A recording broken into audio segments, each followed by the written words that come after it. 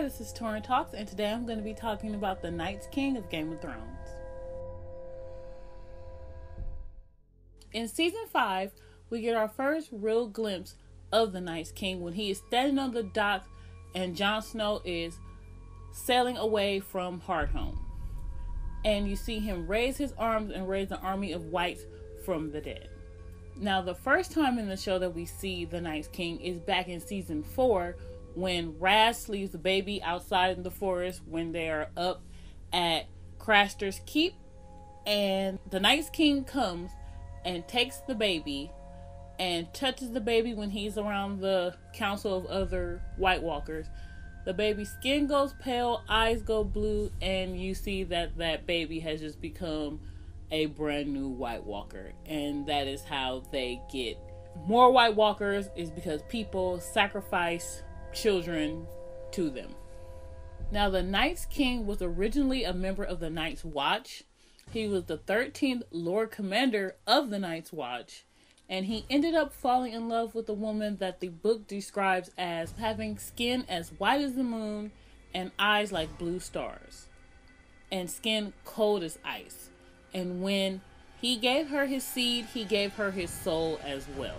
And this is heavily implied to be a female White Walker. So with his female White Walker, he became the Night's King, and he ruled at the Night Fort. The Night Fort was the original command center of the Night's Watch. It is the oldest castle along the wall. It is west of Castle Black, and it was abandoned due to dwindling numbers and also because it has a bad history of gnarly shit going down at the Night Fort. Maybe we shouldn't stay here. You'd rather be out there?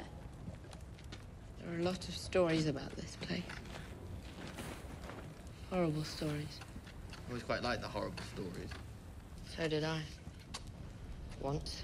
It is said to hold many secrets of the Night's Watch, and there is a passage through to the other side of the wall, and it only can be opened by a member of the Night's Watch by reciting the vows, and we see that when Sam and Gilly go through the passageway. So that is the Night Fort. So the Night's King and his queen ruled at the Night Fort for 13 years, and they used the Night's Watch as their own personal army.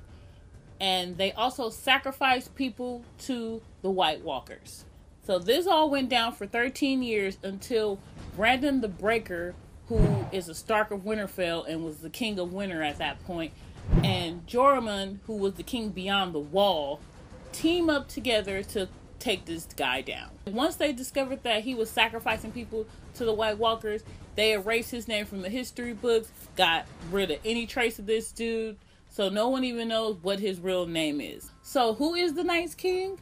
Well, it is heavily implied that he was the brother of Brandon the Breaker Stark, who teamed up with the guy beyond the wall. It is heavily implied that he is a Stark of Winterfell. The Night's King is also a reason why the Night's Watch is not allowed to have walls to the south, because when this guy came, he had this whole thing like his personal palace and using this as his personal army like he's a king. And the Night's Watch take vows to stay out of ruling capacity. They are the shield that guard the realms of men. They are not rulers themselves. They are not an army. They are protectors.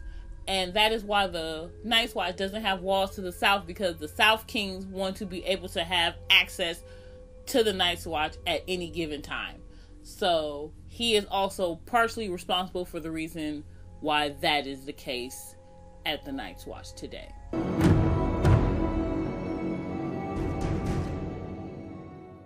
So that was my quick little video on the Night's King, my review of Hardhome, which was the latest episode of Game of Thrones that featured the Night's King at this point. I will link that here so you can watch that. And thanks for watching this video, and don't forget to subscribe to my channel. And you can follow me on Facebook, Twitter, Instagram, and Pinterest. And have a good one.